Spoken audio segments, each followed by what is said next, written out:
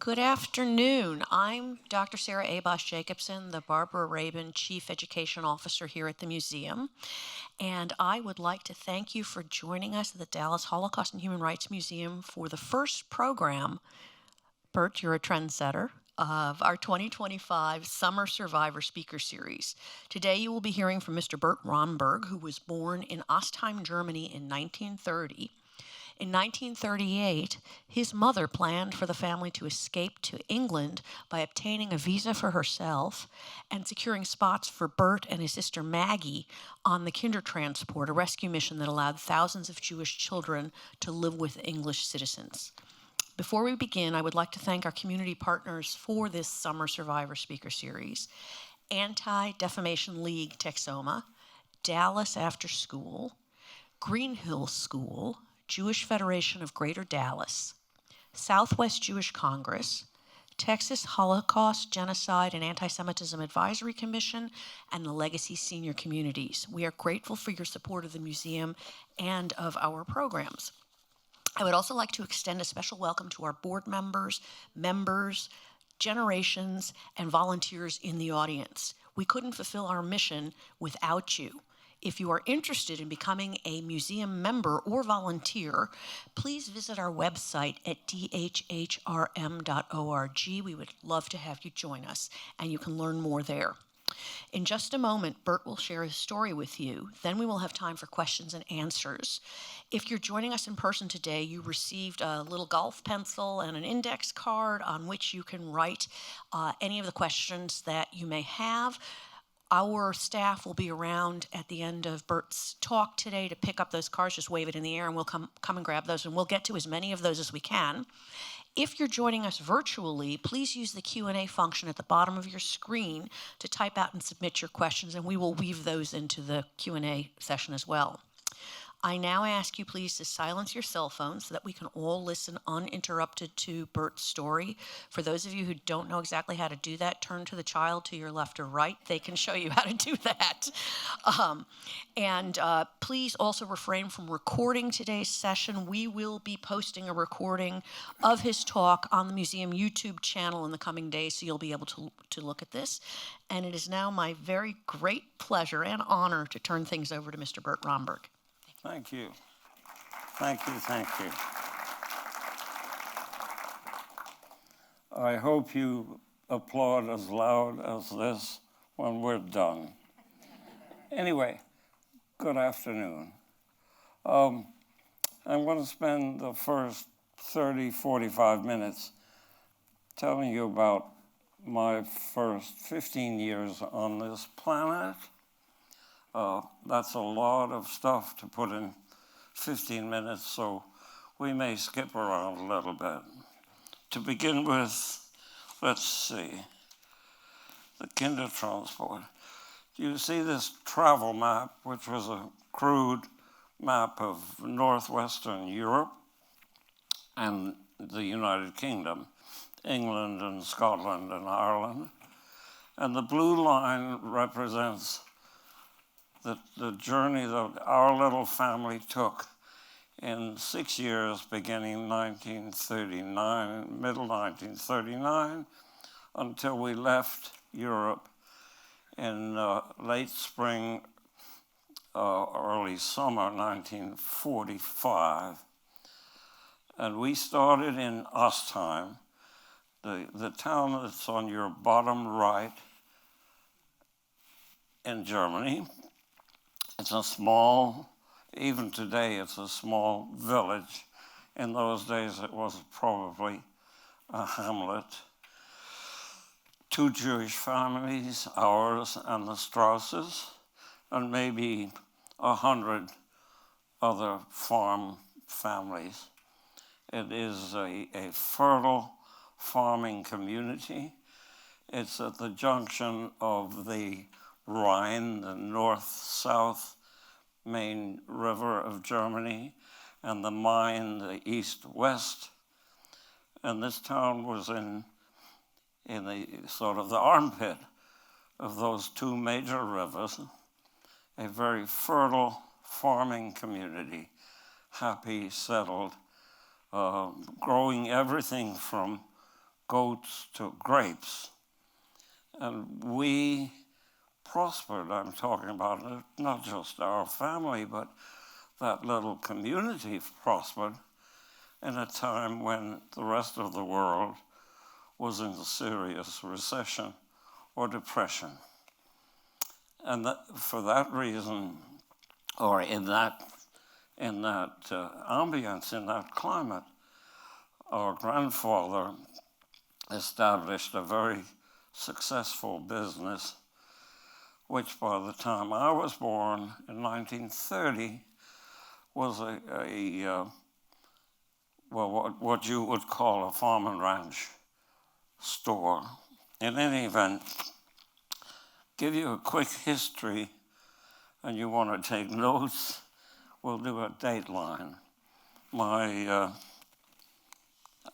Our grandparents got married sometime in the early 1890s and established a marriage that had 4 children. My mother was the third of 4 siblings.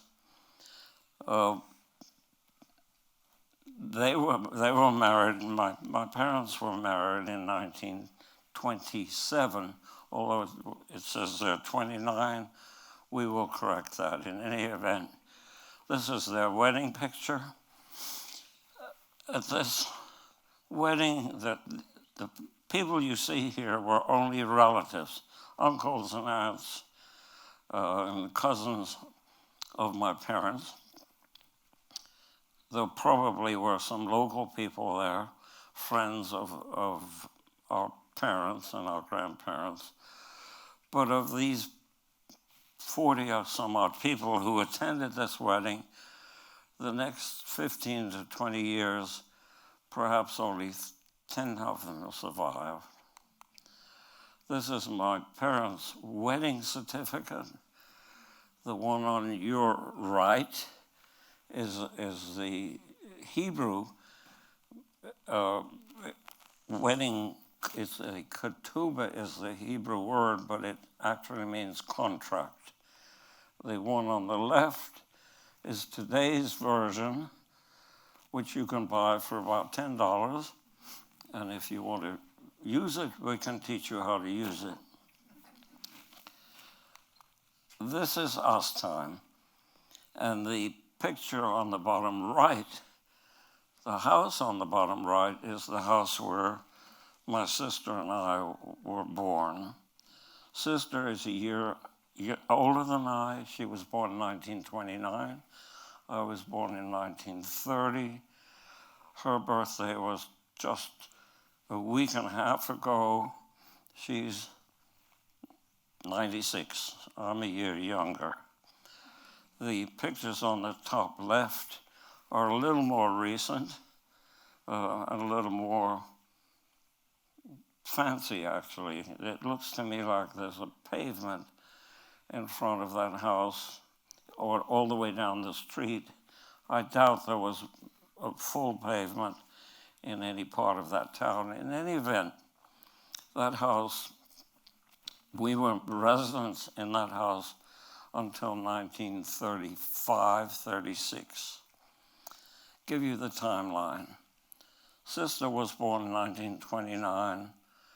Grandfather, the patriarch of our family, died 2 months after sister was born, also in 1929. I was born in 1930. Our daddy died in 1933. I was 3.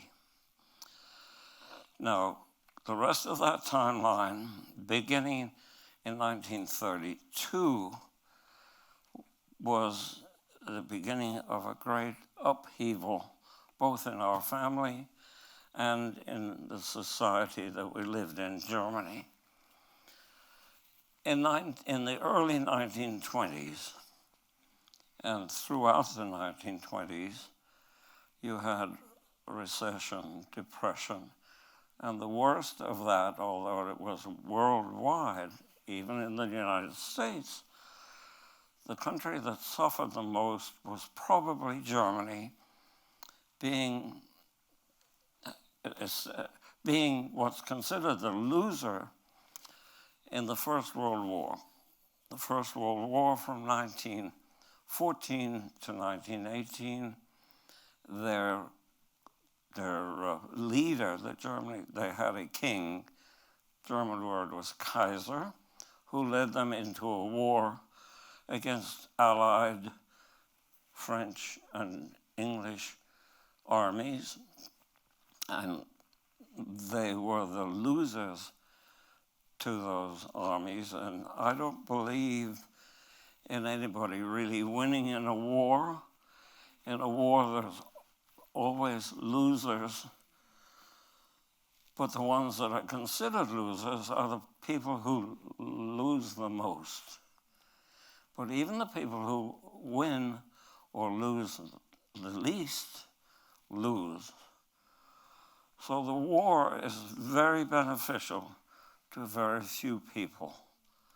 And even among the so-called victors, the casualties can be terrible. The British, for example, lost something like 35% of their young manhood. But they won the war, which is incomprehensible to me. In any event, because the Germans were the, quote, losers, the Allied forces, led by the French and the British, imposed penalties on Germany to repay some of the losses that the other countries suffered. And those repayments, combined with the normal attrition or the normal terrible business conditions that the recession or depression brought on Europe and the United States, Germany was a disaster, a basket case. Families had trouble feeding their children. Political upheaval because of these troubles.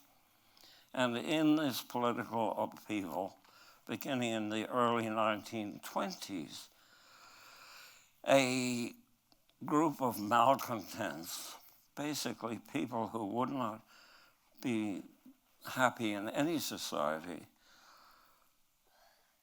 coalesced around a very charismatic speaker called Hitler and formed the National Socialist Party. Nazi is the condensation of National Socialist.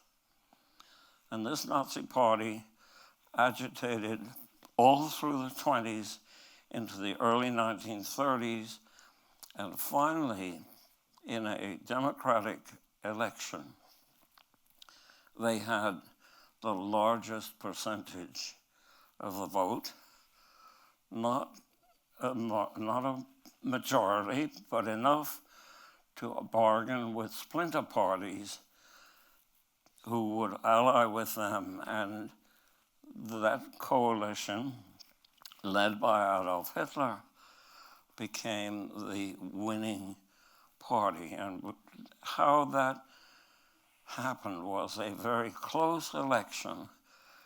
The Constitution that they had at the time said that if it is within 1%, then the president of the Republic of Germany would have the honor of naming the chancellor.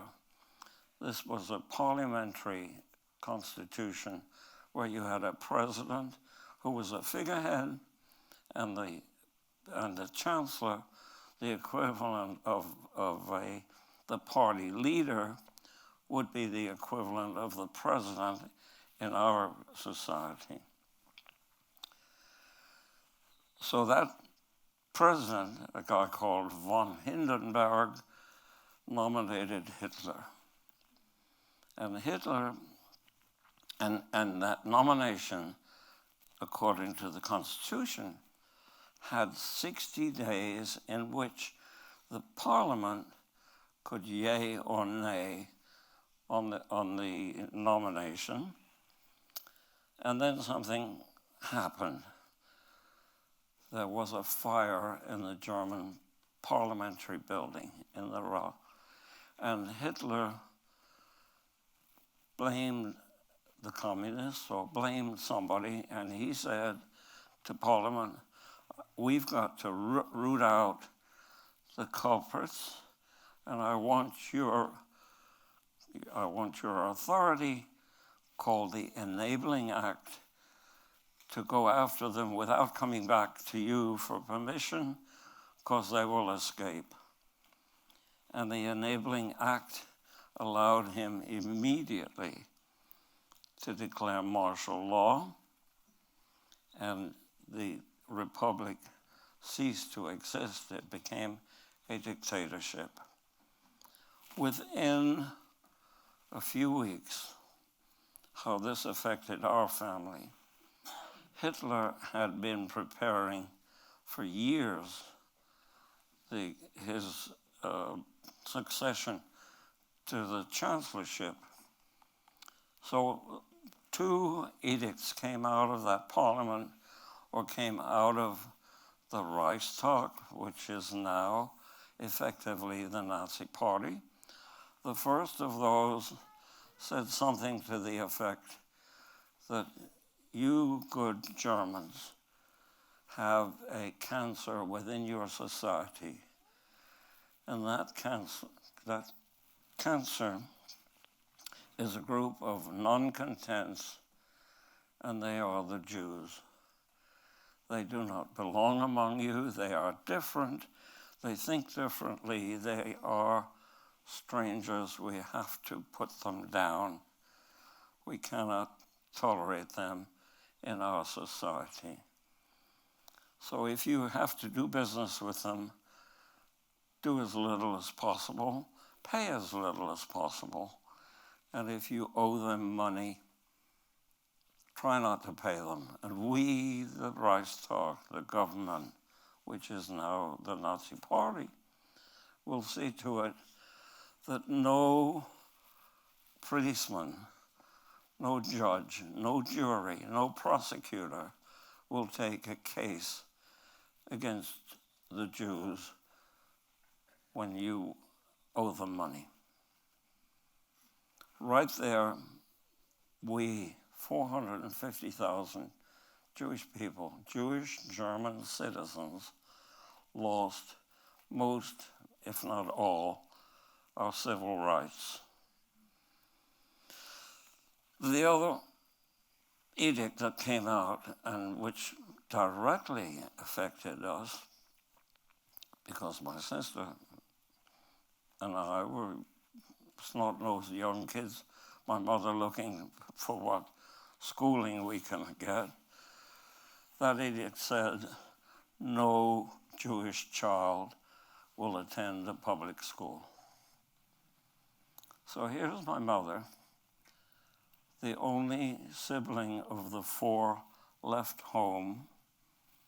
The other 3 were married away in other towns, and she was in charge of the business, which my grandfather had left, in charge of her widowed mother and 2 little kids, with her ability to keep the business alive rapidly going down because of that regulation, and no prospect for educating her children. She had good neighbors who tried to shield us, but it didn't work. And eventually, in 1935, she managed to sell our property and the business to the neighbor, that house next door to us, who was the town butcher. I think they gave her sufficient to sustain us for the next few years. And we moved to a town called Eschwege. That's the town up on the right, about probably 60 miles, 100 kilometers north of Astheim, where my aunt, my mother's sister, lived with and was bringing up her family. And Eschwege was a rather larger community, a market town, probably 20, 25,000 people. And we lived there until 1939. Now, you have to understand, she went there not just because her sister was there. Her reasoning was it was a larger town, and these terrible regulations, one after another, that the government was promulgating against the Jewish German people, she figured that in a larger community and a Jewish community big enough to run their own school, she would have a little better protection. And she was right for a while. We sister and I started school. You will see from these pictures, the bottom ones were in our, there, this is our place in Eschwege. Mother got us an apartment in that apartment house. The little guy on the left with the cravat, and probably first time his ears have been cleaned in a few weeks. That uniform, that outfit was a typical uniform that a kindergarten starting point, kids starting school looked like that. I see they comb my hair. And then my sister, so I was starting kindergarten, my sister first grade. That's our mother in 1936. Okay, now what happened beyond that? Even in Eschwege, a fairly cosmopolitan, prosperous market town, Nazi philosophy began to creep in, and every block, every neighborhood had a block captain or leader emphasizing the discrimination that we have to drive the Jews down and out. And although we were in school, in Hebrew school and in a Jewish school that taught us Hebrew as well as secular education, sister, more than I, remembers that we would come home and the neighborhood kids would bully us, probably being encouraged by the town captain or the block captain or the policeman. And they threw our books in the gutter, stole our lunch pails, but there was nothing that could be done about it because we no longer had civil protection. And it got worse and worse. And then a terrible event on a national scale called Kristallnacht. And those of you who have gone through the museum may have seen part of the exhibit that describes Kristallnacht. Kristall, the German language is full of combined words. Kristall is glass or glassware, and Nacht is night of the broken glass. It was a night, actually 2 nights and a day of pillaging, of rampaging, of destroying property that belonged to Jewish people, stores, apartments, houses. But the worst part of that event in late 1938 was that men 18 years and older were kidnapped and sent to the first of the concentration camps. And the world heard names like Dachau, Buchenwald, Gross Rosen, beautiful words for terrible places. People were killed there. People were bullied there. People were absolutely terrorized. Some of our relatives were. Eventually, these men were released after weeks, some after months, all of them traumatized. And it terrified the German Jewish population. It horrified the world, but the world wasn't interested. The world was still in depression, and they don't send us any refugees. We haven't got enough jobs to take care of our own population. So we can't put up with any foreigners. Leave us alone. And the lines at foreign consulates in Germany, people trying to get visas to other countries, was longer and longer and less reliable. And I assume most of you know what a visa is. Do you kids know what a visa is? It's not a credit card, okay? A visa, and I'll show it to you later. A visa is a piece of paper which says to somebody who wants to come into their country, if you want to come into this country, we'll let you have this visa in return for these regulations. And my mother was able to get a visa because she had a cousin in England who vouched for her and established this visa. And it said, Mrs. Romberg, if you come to the United Kingdom, to England, it'll be on the following condition. You will not take employment anywhere except in a household, help in a household, as a resident in a household.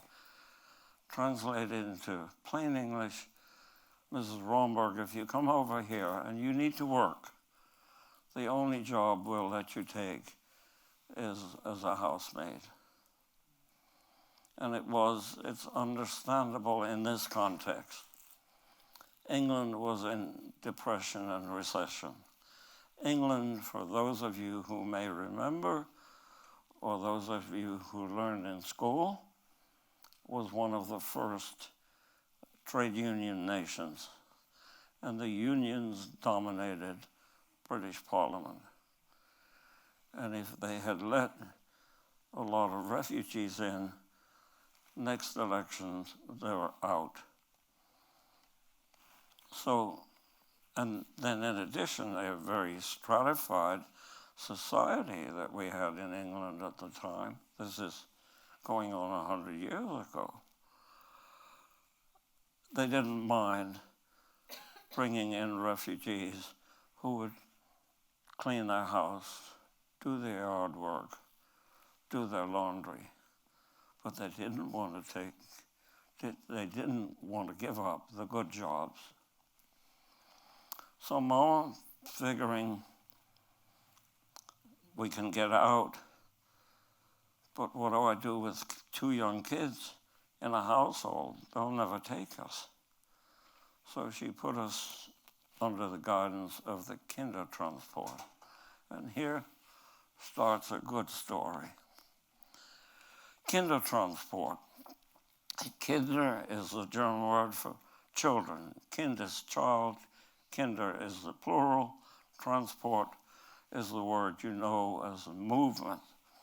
So it's the shipment of kids.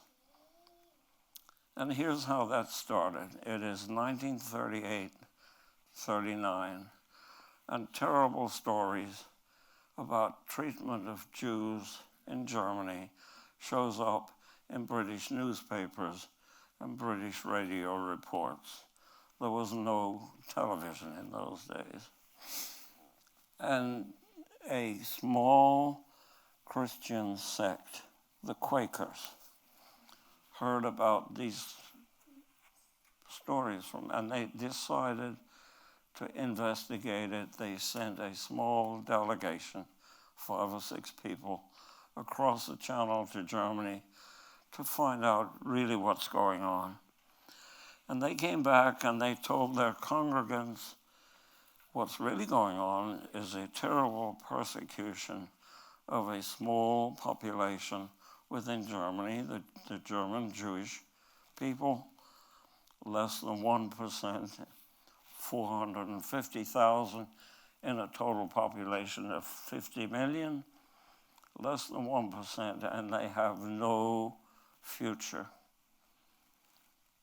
We should be doing something in their behalf. And they had joined with a Jewish refugee society that had been formed. They've joined and petitioned Parliament to let Jews come in from primarily Germany, but by 1939, Germany had invaded northern Czechoslovakia, had allied with Austria, and Austria had a Nazi party even more vicious than the German Nazi party. And in these 3 countries were active Jewish populations. And Parliament said, we can't let any refugees come in. But these, the Quakers particularly, insisted and came out with a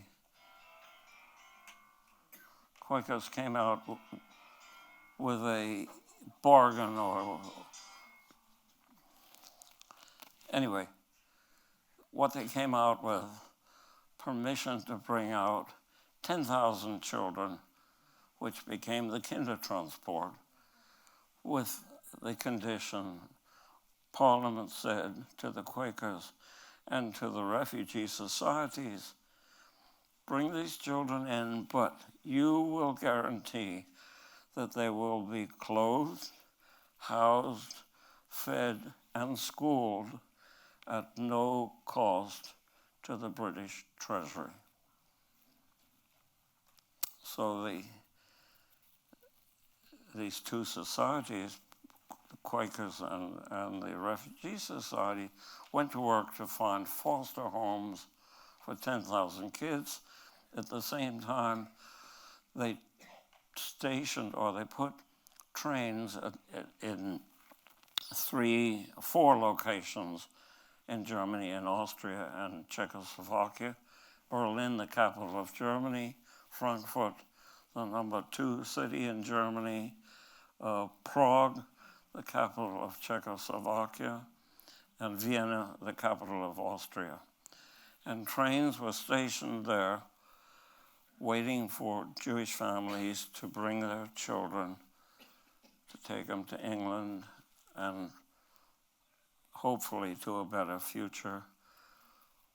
The future that they were looking forward to in Germany or in Czechoslovakia was too bleak to consider.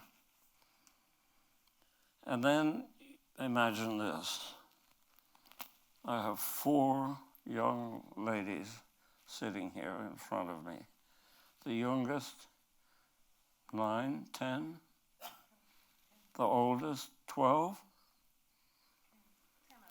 Okay. A Jewish family with 3 kids arrive at the station, and they're told, we can only take 1, at most 2.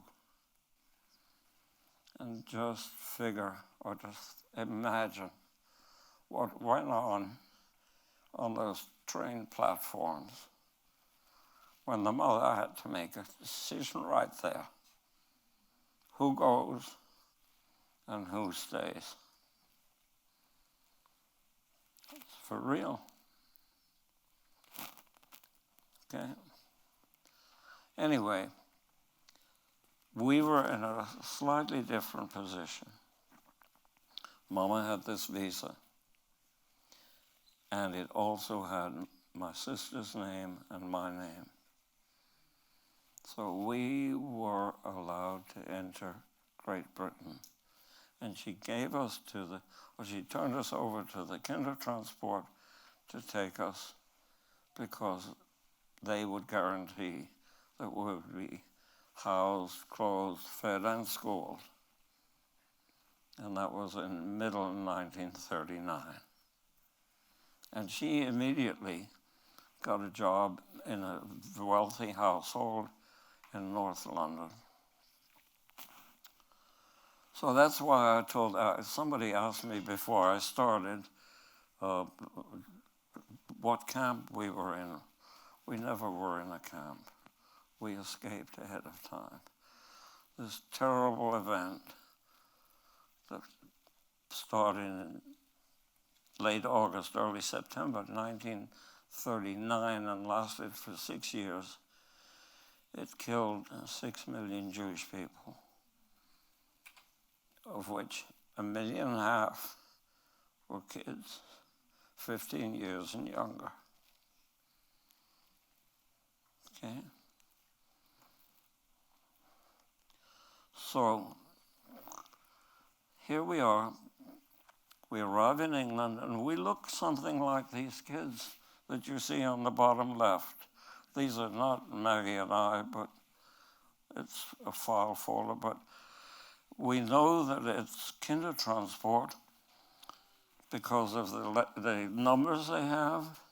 And I think the picture on the top left is the port, the Hook of Holland, where on the right side is a railroad where the kids were unloaded. On the left is probably the port where the ferry boat goes to England. And the picture on the right is the arrival. And we know it's in England because the guy on the right, the big tall guy, is a bobby, a British policeman. And we know that it's a bobby because in those days, British policemen were all 6-footers or taller. Okay? So here we go. You will, shortly after we got there, which was May, June 1939, in 1st of September, the World War II broke out, and communications across the Channel were cut, and the beginning of the Blitz. Germany decided to bomb British cities and destroy British morale, as well as their ability to make war or to conduct a war. And we, Maggie and I, were evacuated to a town in central England, Coventry. You see that town in the middle of England. It is an industrial town. It was then and still is today the motor city of England, much like Detroit is here. And it suffered the first real blitz that the German, or the Luftwaffe, the German Air Force, conducted over England. The Blitz, by the way, for you children, or even for you grown-ups, the Blitz never was conceived as a football maneuver. It was conceived by the Germans as a word to terrify the populations that they were going into war with. And Coventry, where Maggie and I were now residing with families, foster families, the center of Coventry was absolutely destroyed. Let me tell you a little bit about the families we were billeted on. The Quakers had limited resources. So although they looked for Jewish homes to settle Jewish children, they also had to accept or had to find non-Jewish homes. Maggie was billeted or fostered by a Jewish family called Simon. She was 9, going on 10 when we got there. A prosperous merchant family, 2 children of their own, but they didn't treat Maggie very well. By the time she was 10 and a half, she was probably their housemaid, although they had 2 children of their own. And this was, although she didn't complain, it wouldn't have helped to complain. She didn't have a choice. It did set her back compared to me. I was fostered by a family, a non-Jewish family called Shepherd. Wonderful people. They embraced me. They took me and they couldn't do enough for me. They had 2 kids. Peter was a year and a half, 2 years older than I, and Mary another 2 years older than he. So they took me in and just made sure that I became part of their society. They sent me to school. They clothed me. They even gave me piano lessons, which was a big mistake. But it just, they did things like they invited the neighborhood kids in so I would learn how to play with British kids. When Johnny, whatever his name was, went on vacation to see his grandma in the countryside, they would ask his parents to borrow his bicycle so I could learn to ride a bike. This was just, for me, wonderful. Within a few weeks, not months, not years, I was talking local dialect English perfectly. I was writing it perfectly. I was just a British kid within no time at all. And I was with them for 3 years and later on moved to Hertfordshire. Actually, Hertfordshire is the county north of London, and Hertford is the county seat, where by then, 1942, a Jewish orphanage from London was evacuated to Hertfordshire. Now, the reasoning there was London was being blitzed in the 1940s, 1941, 1942, also very heavily, and the British government moved school kids out into the country where they would not be subjected to such heavy bombing. And I'm in 1941-42, our mother in London working, and Maggie and I in Coventry had very little contact. We didn't have a phone. Firstly, it was wartime. You couldn't get one, even if we could have afforded one. We corresponded by postcard. But it became time for me or my mother to consider that I was coming up on my 13th birthday and due to be bar mitzvahed. And I'm assuming now that you know what a bar mitzvah is, but briefly, it is the Jewish equivalent of a confirmation.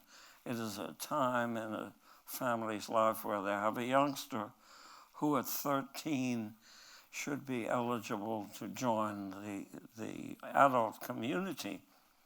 And to do that, we have to study in from the Hebrew Bible, in Hebrew, long stretches of the Bible, which on or near our 13th birthday, we recite to our congregation to prove to them that we are eligible to join the adult congregation. That wasn't possible in Coventry because you need a Hebrew teacher or a rabbi to teach you the verses that you should recite. But the Blitz had destroyed the synagogue. There was no Hebrew education in Coventry. The rabbi was in the army and the Hebrew teacher maybe in the Navy. So my mother went to the Refugee Society and asked if they could find a place for me where I could learn for my bar mitzvah. And sure enough, they did. They found the Jewish orphanage, a very prestigious orphanage, well funded from London, which itself was a very wealthy county. Evacuated to Hartford with it's a small school of 80 kids about, where they're out of the way because Hartford was a farming community and the Germans wouldn't waste their bombs on it. So I joined after 3 years in Coventry. I joined the orphanage in Hartford, and for my Hebrew school, I was at the orphanage, and then a very lucky event happened. The orphanage was under the general control of the London County Council. It was a London school in a very wealthy county, and they annually run or conduct scholarships called the 11ths and the 15ths. And the 11ths mean when you're 11 going on 12 or you're 15 going on 16, you can take competitive exams, which if you're successful, you can enter the beginnings of the English university system, a very treasured university system. And as I was turning 12, and under the auspices of the orphanage, the Jewish orphanage, I took an exam, and I was the second child in the orphanage history to succeed, and began schooling in another school that was also evacuated to Hartford, called the Battersea Grammar School. Now, my life in Hartford was equally as good as it was in Coventry.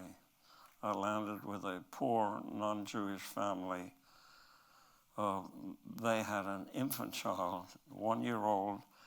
I was 12 going on 13. I became his babysitter while both mom and dad worked. And we shared quarters and shared what little they had as a family of 4 instead of 3. It was wonderful.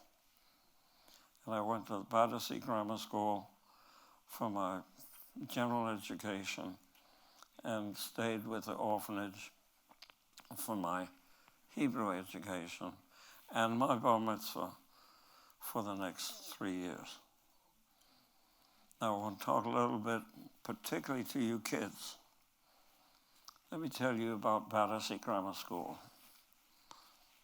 I'm skipping a little, if I can find it.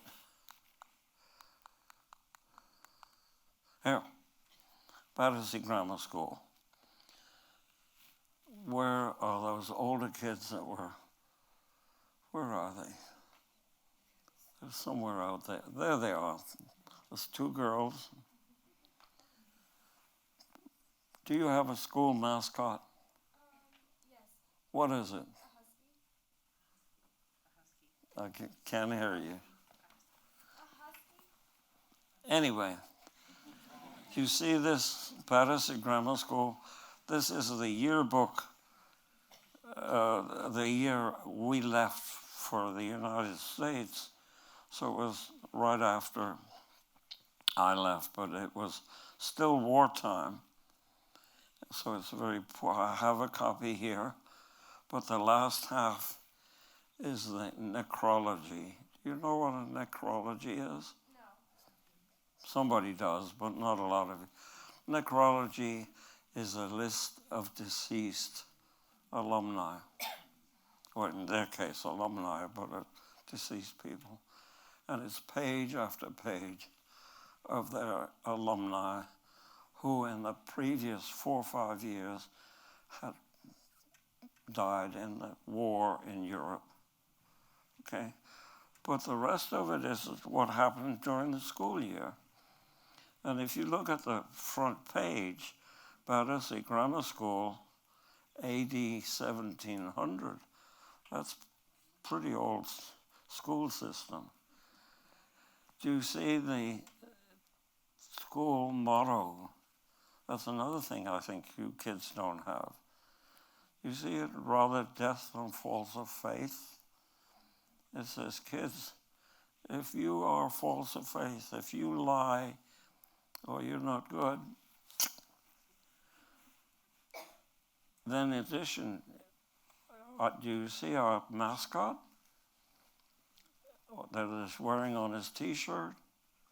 That's a phoenix. You probably have a tiger or a wildcat, but these guys have a phoenix.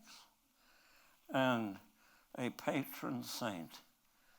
That guy is St. John. He slew the dragon. Now, that's all very nice, but let me tell you about the school. Battersea Grammar School, I was there for 3 years. Actually, two years, because the first year I was still at the orphanage. In any school week, and our school day was 8:30 to 5:30, 5.5 days a week. In any school week, we had 3 maths: algebra, geometry, trig. We had 3 English, written, spoken, and English literature. I was a 13-year-old debater. 3 languages: English, at least 1 foreign language, Italian or French or maybe German, and 1 classical language, either Greek or Latin. In addition, history, European history, English history,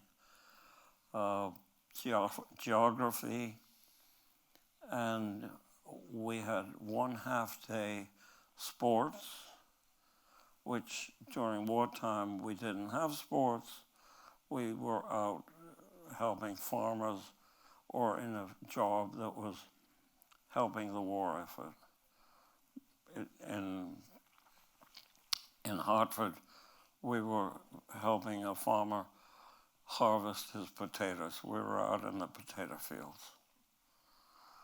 Now, the reason I'm giving you this lecture on the school was because that schooling, when we came to America, and I ended in New York, Jamaica High School, middle of the sophomore year, I was light years ahead of my peers, way ahead. Not so good in Spanish, not so good in American history, but in math and in the sciences, bio, chemistry, physics, all at the same time. I was set. And not only was I set, I had an easy time of it. whenever I had schooling for the rest of my career, I did well. And that kind of education just took care of me till I graduated from engineering school. So for you kids, when you are in school and somebody wants, even when you're not in school, but if somebody wants to teach you something worthwhile, sit, listen, learn, and ask for more. Because if you do it right, it'll be good for you, it'll be good for your parents, for your family, and for your community. So if you learn nothing else, kind of remember that. Okay? Now let's go back. How much time we got? 3 minutes. We don't have a lot of time. Okay. Anyway, we have there are a couple of things that I passed over very quickly.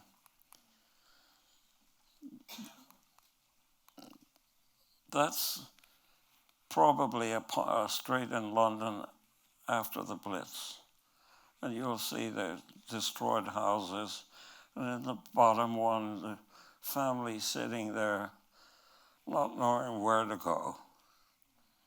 And the one on the right, the printed one, is a publication from the British government, and it's addressed to my mother, Bert Romberg, in London.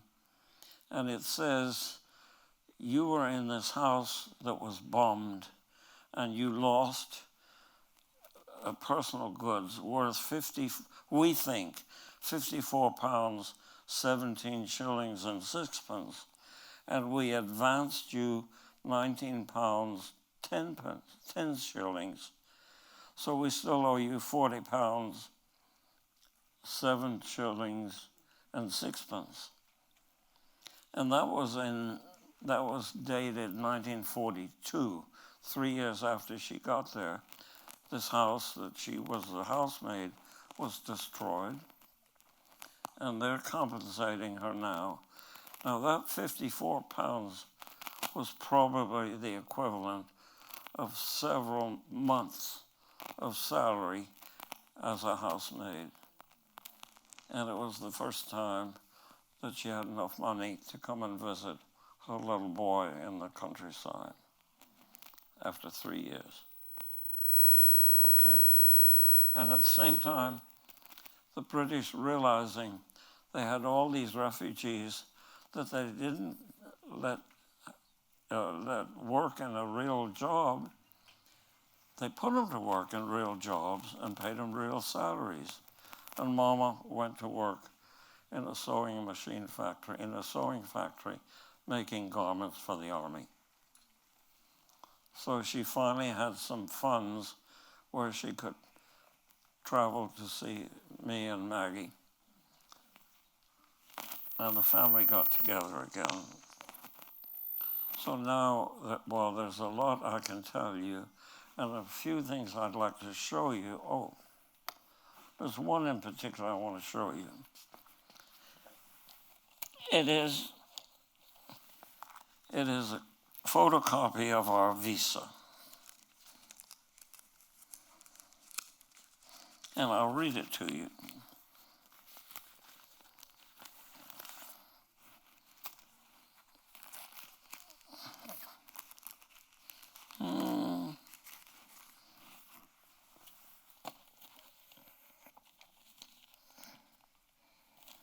It says, refugee to be admitted to the United Kingdom under condition that you will not take employment other than a resident in a household.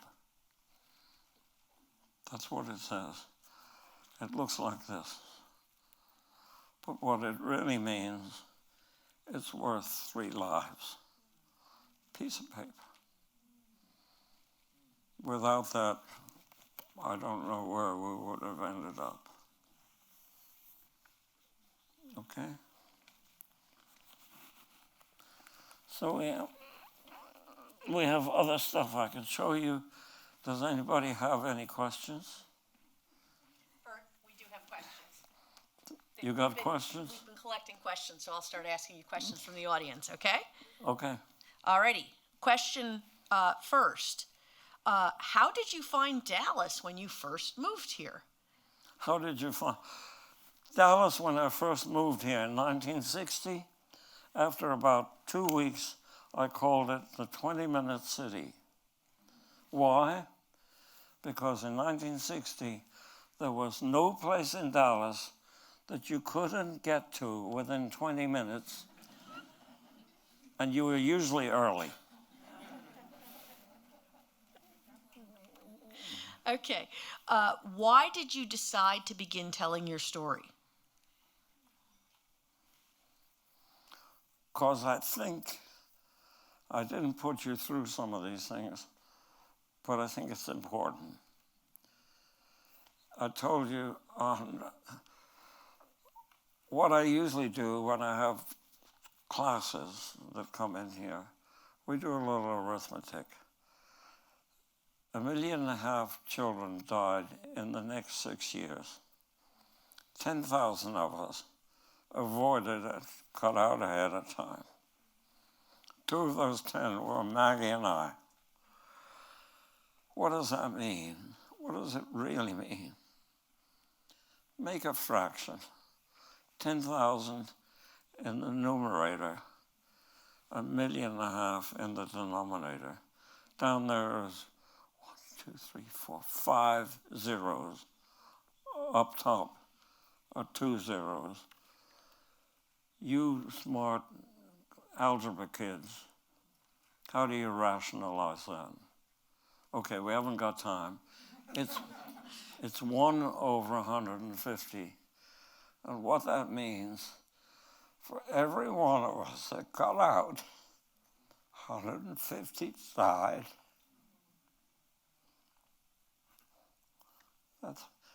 And the enormity of that, when 6 million people died, is something I have to talk about. Okay? Don't forget that. And it is an example of what the powerful can do to the powerless. And it still keeps happening. It's happening today in Myanmar. It's happening in, there are refugees all over the world. There are people dying all over the world who haven't got the faintest idea of harming somebody. They just in the wrong place at the wrong time.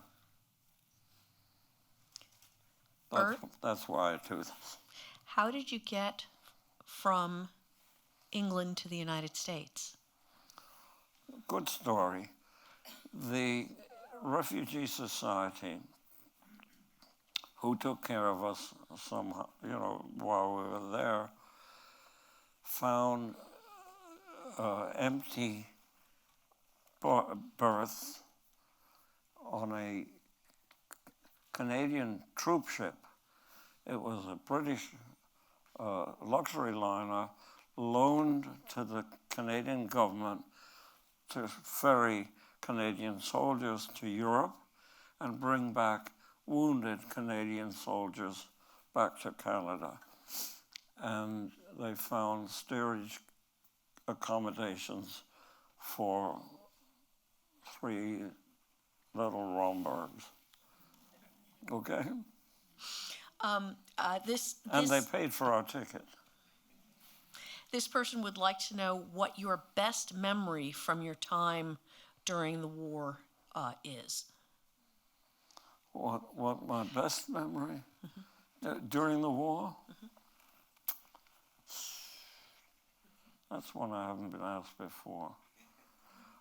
Generally, My best memory, I'll give you one that I really remember. In Hartford,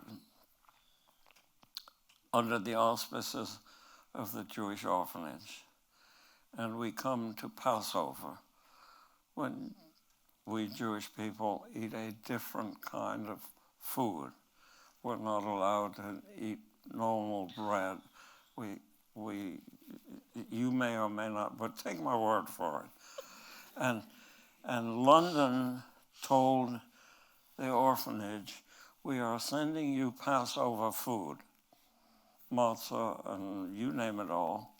Don't let these kids eat at home, or you set up a little commissary and we'll send you food to feed your kids for Passover. And I'm 11 or 12 years old, and a 12-year-old has a pretty good appetite, and there never was enough food. So I can remember during a recess, my friend Cyril Moskowitz, I still remember his name, and I left school for around lunchtime, and we passed a butcher shop. And it smelled so good because the butcher was rendering pork or something, and it was cooking it, and the fat was dripping out. And because it was wartime and rationing, even the fat was used as a sandwich spread. And we looked in the window, and he was making spread on sandwich on bread with probably lard or something like that, so dripping. And I had a little bit of money, a shilling or two, because I ran a newspaper route at the time. And we went in, and with my shilling, we each bought a dripping sandwich, which was on Passover forbidden to begin with, and it was pork on top of it. And I can remember the rest of that day, and I don't know how long, waiting for lightning to strike. Okay. This question is from somebody who's watching at home on Zoom. Did you ever reconnect with the Shepherd family? Yes. Can you talk just very quickly about that? Yeah, but they were older people who had, I think they had their children older, so when we went back, my wife and I, the parents no longer were available. And we did talk to Mary, the older child.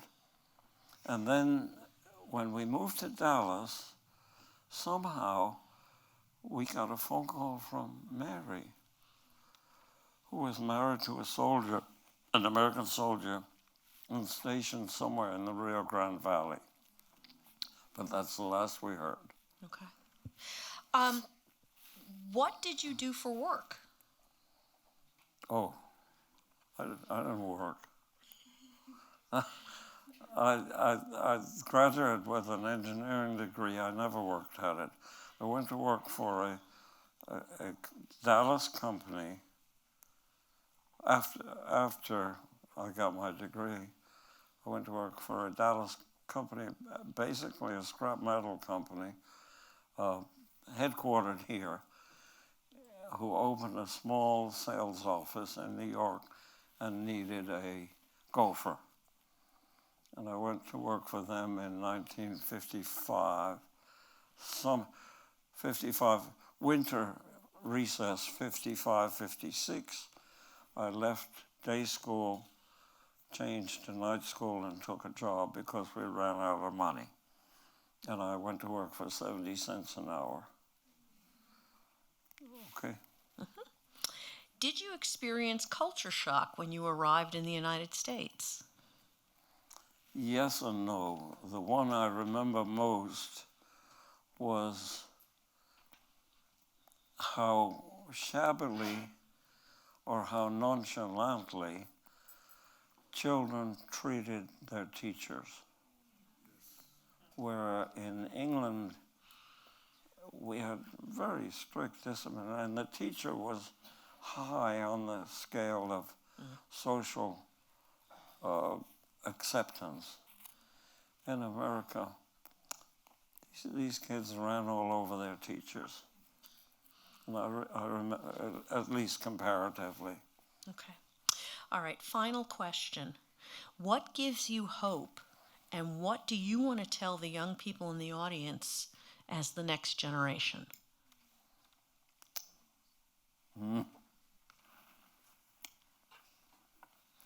Well, what do I want to tell the parents? No, the children. Well, I told you, firstly, be a contributor. Learn enough so that you can do better than you need to do, and the excess that you don't need, give it to somebody else. If you can make enough money and be a donor, fine.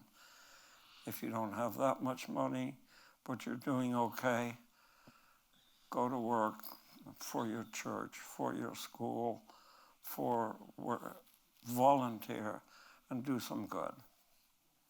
And you'll feel better, and your family will feel better.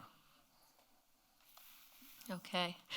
I want to thank everybody here for joining us today and for sharing with Bert his story. Our next speaker will be Dr. Andres Laco on June 27th, again here at 1 p.m., and we hope to see you there. I think if any of you are interested in greeting Bert or speaking with him briefly, would that be okay, Bert? Bert? Yes? Okay. Would it be okay for people in the audience to come up and say hello? Yes. Yes, you have permission. Thank you so much for joining us.